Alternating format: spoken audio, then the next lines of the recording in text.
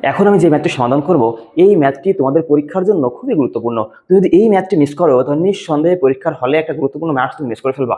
দেখো, এই অধ্যায়টার নাম হচ্ছে চ্যাপ্টার 1। এই চ্যাপ্টার 1 এর নাম হচ্ছে, আমরা জানি যে যুক্তির প্রাথমিক ধারণা। যুক্তির প্রাথমিক ধারণা এই অধ্যায়ের ফান্ডামেন্টালস অফ ম্যাথমেটিক্স এর খুবই গুরুত্বপূর্ণ একটি অধ্যায়। এই অধ্যায় থেকে প্রায় প্রত্যেক বছরই পরীক্ষায় কিন্তু প্রশ্ন এসে থাকে।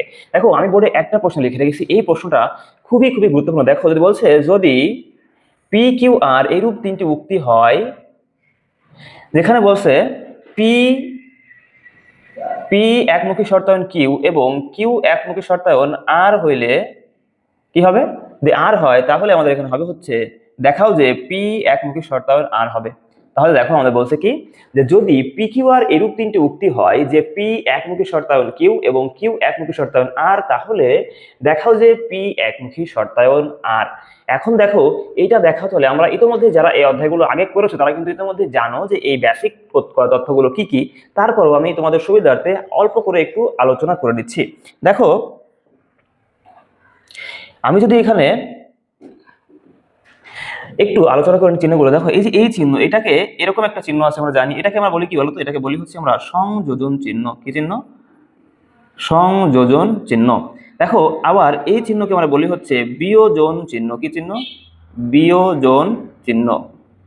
বিয়োজন চিহ্ন। এখন দেখো, নর্মালি আমাদের এখানে আরো কয়েকটা চিহ্ন প্রয়োজন। সেটা হচ্ছে যেমন এই যে এইটাকে, এই চিহ্নকে আমরা বলি হচ্ছে একমুখী শর্তায়ন। এটাকে বলি আমরা হচ্ছে একমুখী শর্তায়ন। একমুখী শর্তায়ন। এখন দেখো, এই যে এই চিহ্ন, এটাকে আমরা বলি হচ্ছে দ্বিমুখী শর্তায়ন। দ্বিমুখী শর্তায়ন। আর অনেক প্রতীকী আমাদের আছে, বাট আমাদের এখানে যেগুলো প্রয়োজন আমি শুধুমাত্র সেই কয়েকটা প্রতীকের এখানে আলোচনা করলাম। এখন এখানে আমরা যে ফর্মুলা জানি, ফর্মুলাটা হচ্ছে, দেখো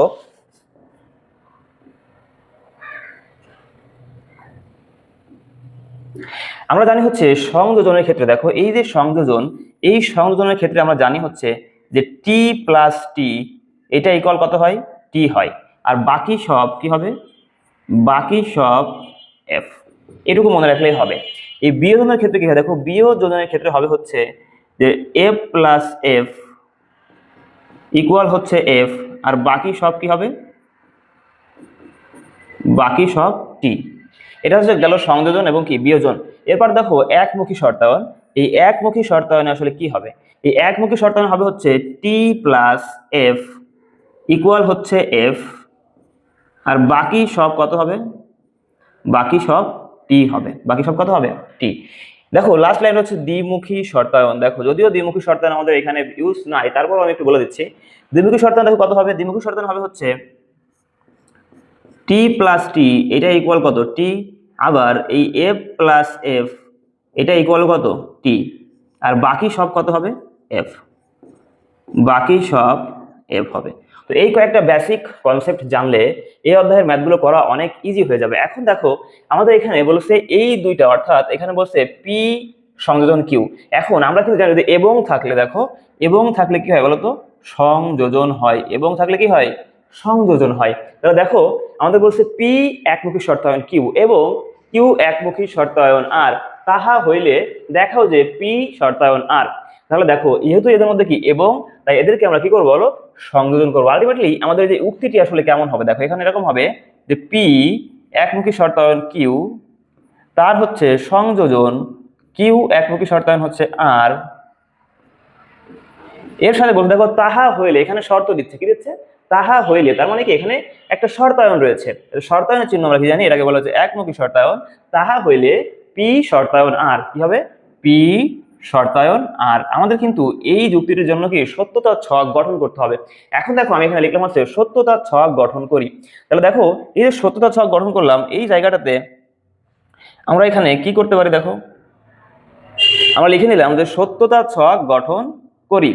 এখন দেখো, আমরা প্রথমত এখানে দেখতে হবে কতগুলো আমাদের কি ঘর হবে, কতগুলো কি ঘর হবে, অর্থাৎ আমাদের কতগুলো কলাম এখানে অঙ্কন করতে হবে এবং কতগুলো সারি অঙ্কন করতে হবে। এটা ফাইন্ড আউট করবো কিভাবে? দেখো, আমাদেরকে একটা ফর্মুলা মনে রাখতে হবে, এটা হচ্ছে কি টুর পাওয়ার এন এর একটা ফর্মুলা। দেখো, টুর পাওয়ার এন হচ্ছে, আমরা কিন্তু জানি, যদি মনে করো যে এখানে পি কিউ আর, এখানে কয়টি উক্তি আছে? 3টি উক্তি। এখন এই উক্তির সংখ্যাকে আমরা এন দ্বারা প্রকাশ করি। 3টে উক্তি থাকলে তাহলে টুর পাওয়ার এন করলে আমাদের কত হয়? দেখো, আমরা এখানে টুর পাওয়ার এন করি তাহলে কত হবে?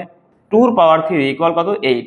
তার মানে আমরা বুঝতে পারলাম যে আমাদের যতগুলো উক্তি থাকবে সেই উক্তির উপর নির্ভর করে আমরা কিন্তু এখান থেকে আমাদের সারির সংখ্যা কিন্তু বের করতে পারবো। তার মানে বুঝতে পারলাম এই যে সত্যক সারণীর অঙ্কন করার জন্য আমাদের এখানে 8টি সারি অঙ্কন করতে হবে। তাহলে দেখো আমরা প্রথমত 8টি সারি অঙ্কন, এখন কলাম কয়টি হবে, কয়টি কলাম হবে সেটা নির্ভর করবে আমাদের যে উক্তিটি আছে তার উপর। এখন দেখতে হবে আমাদের এইটা প্রমাণ করার জন্য কি কি প্রয়োজন হবে। দেখো আমাদের পি এর একটা কলামের প্রয়োজন হবে, আবার কি বলতো এখান থেকে কিউ এর একটা কলামের প্রয়োজন হবে, একইভাবে আমাদের কি বলতো এখান থেকে এই যে আর এর একটা কলামের প্রয়োজন হবে। একইভাবে দেখো আমাদের এখান থেকে পি শর্তায়ন কিউ এর একটা কলামের প্রয়োজন হবে। আবার দেখো আমাদের কিউ শর্তায়ন আর এর জন্য কি একটা কলামের প্রয়োজন হবে। আবার দেখো আমাদের এখান থেকে এই দুইটাকে সংযোজন করার জন্য কি আমাদের এখানে আরো একটা কলামের প্রয়োজন হবে। ওকে, এরপর দেখো যদি আমাদের এর সাথে আবার কি পি শর্তায়ন আর কে আবার শর্তায়ন করতে হয়, তাহলে এর জন্য আমাদের কি আরো একটা কলামের দরকার হবে। এবং এই পি শর্তায়ন আর এর সাথে যদি আমরা এটাকে আবার শর্তায়ন করি, এই টোটালটা মিলে আমাদের কি আরো একটা কলাম প্রয়োজন হবে। তাহলে আমরা বুঝতে পারলাম এখানে মোট আমাদের কলামের সংখ্যা লাগবে কয়টি, দেখো 1টি 2টি 3টি 4টি 5টি 6টি 7টি এবং কি 8টি। তার মানে আমাদের 8টি কলাম এবং 8টি সারি এখানে অঙ্কন করতে হবে। তাহলে দেখো আমরা এখানে 8টি সারি এবং 8টি কলাম অঙ্কন করে নিলাম। এখন আমাদের কাজ হচ্ছে আমরা এখানে কোন প্রক্রিয়ায় আমরা এখানে এই টিএফ লিখবো। এটা দেখো আমরা একটা কমন ফর্মুলা মনে রাখবো, সেটা হচ্ছে এইভাবে যে 4-2-1, এটা মনে রাখবো 4-2-1। এটা পরীক্ষার খাতায় কোথাও লেখার দরকার নেই, জাস্ট মনে রাখবা এই 4-2-1 মানে হচ্ছে আমাদের এদিক থেকে যাবে, অর্থাৎ 1-4, হ্যাঁ বাম দিকে বাড়বে। তাহলে দেখো এই একদম সর্বশেষ যে লাইনটা 4-2-1, এখানে আমাদের কত হবে পরপর 4টা টি 4টা এফ, 4টা টি 4টা এফ। দেখো এখানে 2 মানে কত, এখানে 2টা টি 2টা এফ, 2টা টি 2টা এফ এভাবে করে বসবে। এখানে দেখো আর এর ঘরে 1 মানে কি এখানে একটা টি একটা এফ, একটা টি একটা এফ, একটা টি একটা এফ এভাবে করে কিন্তু এখানে বসবে। এটা কিন্তু পরীক্ষার খাতায় লেখা যাবে না, জাস্ট আমি বোঝানোর সুবিধার্থে কিন্তু এটা আমি এখানে লিখেছি। ওকে, এখন দেখো এর পরবর্তী আমাদের কি হবে পি একমুখী শর্তায়ন কিউ, পি কি একমুখী শর্তায়ন কিউ। তাহলে দেখো বলতে পারবা যে পি একমুখী শর্তায়নের ক্ষেত্রে আমাদের এখানে কি হবে, বলতে পারবা পি একমুখী শর্তায়নের ক্ষেত্রে আমাদের এখানে কি হবে। আমরা কিন্তু জানি যে একমুখী শর্তায়নের ক্ষেত্রে কি হয়, দেখো এই যে একমুখী শর্তায়নের ক্ষেত্রে আমাদের এখানে হয় হচ্ছে কত বলতো, আমরা জানি যে একমুখী শর্তায়নের ক্ষেত্রে এই যে এটা যে টি প্লাস এফ, এটা কত হবে এই যে টি প্লাস এফ ইকুয়াল এফ, বাকি সব কত হবে এখানে টি হবে। এটা হচ্ছে আমাদের একমুখী শর্তায়ন। তাহলে আমরা প্রথমত খুঁজবো যে এই পি আর কিউ এর মধ্যে কোথাও কি টি প্লাস এফ আছে কিনা। আমি আবারও বলছি যে আমাদের টি প্লাস এফ এবং এফ প্লাস টি কিন্তু এক জিনিস না, এটা মনে রাখবা।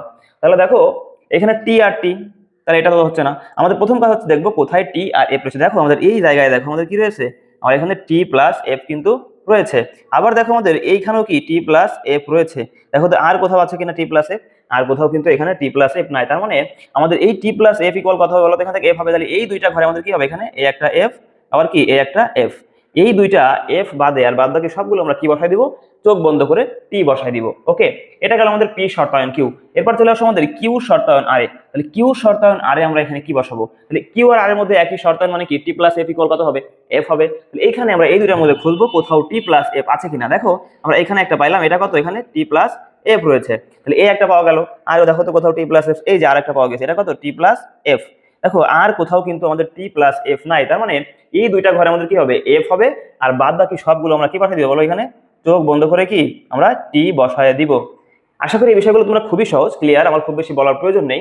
দেখো এরপর বলছে আমাদের কি লাগবে যে পি শর্তায়ন কিউ সংযোজন কত কিউ শর্তায়ন আর।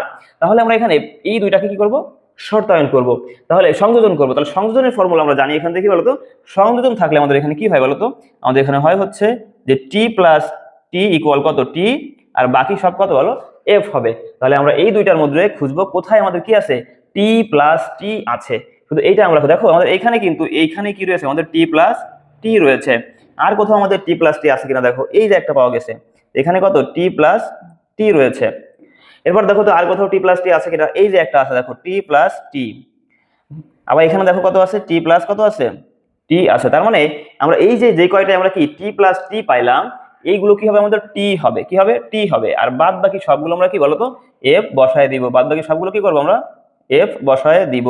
বুঝছো বিষয়টা, খুবই ইজি আর কি, খুবই ইজি।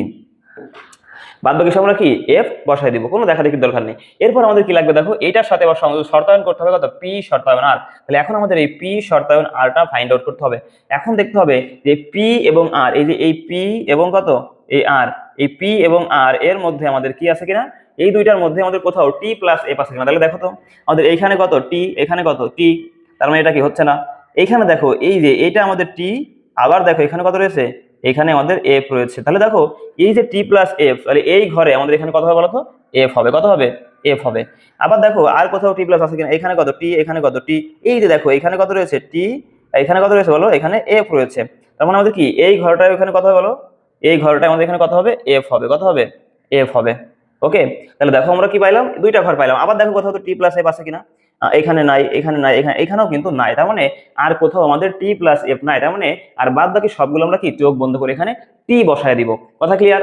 এরপর দেখো আমাদের কি করতে হবে, এই কলাম হওয়ার পরে আমাদের এই পার্টের সাথে, অর্থাৎ এই যে এই পার্টের সাথে এই পার্টটা আমাদের কি করতে হবে, একমুখী শর্তায়ন করতে হবে। একমুখী কি শর্তায়ন করতে হবে। তাহলে দেখো আমরা এখানে কি করব, আমরা শর্তায়নের ফর্মুলা কি জানি, ওই যে একই ফর্মুলা, যে টি প্লাস এফ ইকুয়াল কত হবে, এফ হবে। আর বাকি সব আমাদের কি হবে, এখান থেকে টি হবে। তাহলে দেখো আমরা এখানে দেখবো যে কোথাও টি প্লাস এফ আছে কিনা।